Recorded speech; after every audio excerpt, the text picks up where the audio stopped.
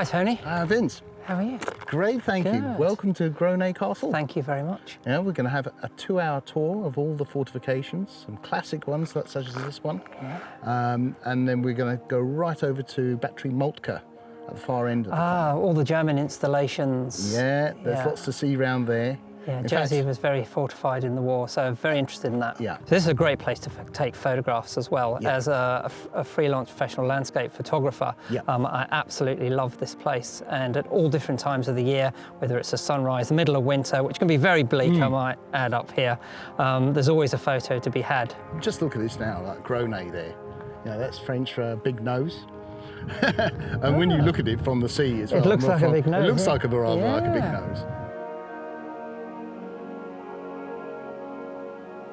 Let's go on through here. Yeah. Mind your step. Oh, thank you, yeah. Pretty narrow here. It is narrow, and I was just noticing there's not a lot left really, is there? No. It's been eroded through time, but it's just left a fascia on the front, which is a landmark for the island. Yes. I mean, I think it's been around since 1330, so John de Roche actually ordered it built. From a photography point of view, bringing it back to landscape photography, when I'm shooting the Milky Way, I shoot it from this way over the back of this castle. Unfortunately, I'd love to shoot it on the front, but it's not available because it's always that in that part of the hemisphere. Yeah, but then again, it's that sort of looking that way. You've got it's beautiful, dark, isn't it? Yes, it's completely dark. It's like dark sky up here, very like Sark, which is a dark sky island as well. Yeah. But absolutely love it.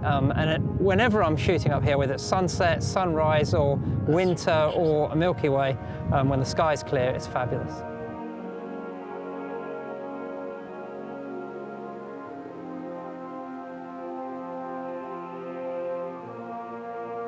Very unusual structure that I get asked about quite a lot. Yeah, it just looks like a big box with a hole in it. So what is actually this? Will watch your head.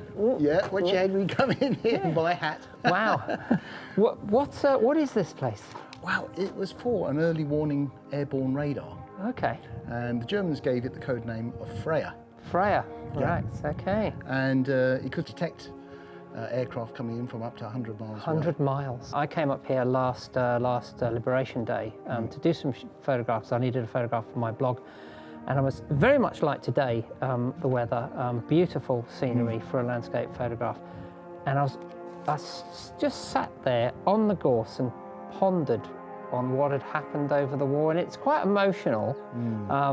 And looking at that tower, that'll be there for millennia.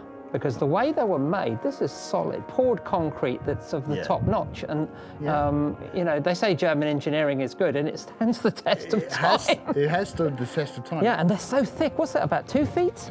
No, it's about 2 feet. It's not very strong in compared to the tower that we're going to see very shortly. Sure. And that was built out 2 meters thick reinforced concrete. 2 meters. 2 meters? As opposed to 2 feet. Wow, no wonder it's going to be there long after we've gone.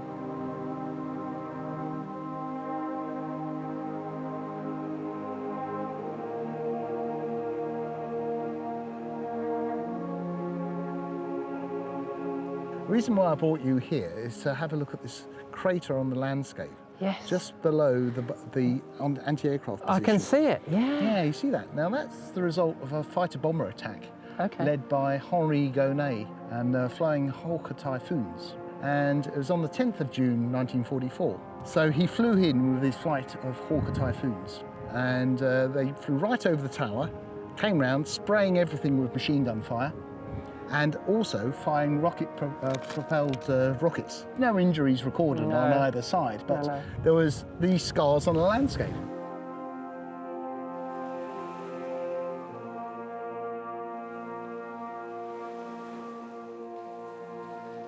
These originally wouldn't have been sealed up like this, no? No, of course not. Each layer, was a different range-finding position. This is the furthest northwest part of the island. Yes. It's also very strategic, okay? Well, yes, so it's the channel, isn't it? It's the channel. It's the closest point to Guernsey. So you had direct communication to the Kernwerk, in the centre of the island, for military headquarters. So these are the eyes and the ears of the German defences. And this was built towards the end of 1942. and was probably finished by about April 43. And look what it looks out onto. Beautiful. I mean, the sun sets over this tower. This whole plateau is fantastic. I absolutely love it. And look at the view you've got across there to the gun graveyard. Yes. You see the guns down the bottom of the cliff? Yeah. And they were dumped in February, March 1946. So 29 heavy guns were dumped in that way. And then the Occupation Society recovered 7 of those between 1978 and 1993. The rest are still down there. That's why we call it the gun graveyard.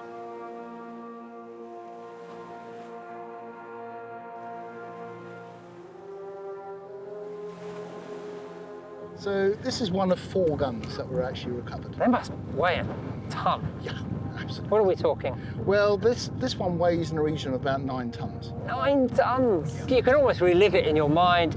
You know, feel the Germans running around, and you know, especially if there's stuff going on as a raid or something, and you can almost imagine it. You know? You can, and that's what's the great thing about our fortifications. So they're all here to tell the story. And it's been a fantastic walk in this beautiful Jersey National Park. I've so enjoyed talking to you, Tony. You're so knowledgeable. If you're a photographer, which a lot of people are these days, there's some amazing scenes walking from Grosnez to here, and of course back. We're going to walk back now to where we started. So thank you again for showing me about. It's been an absolute pleasure, Vince. Thanks.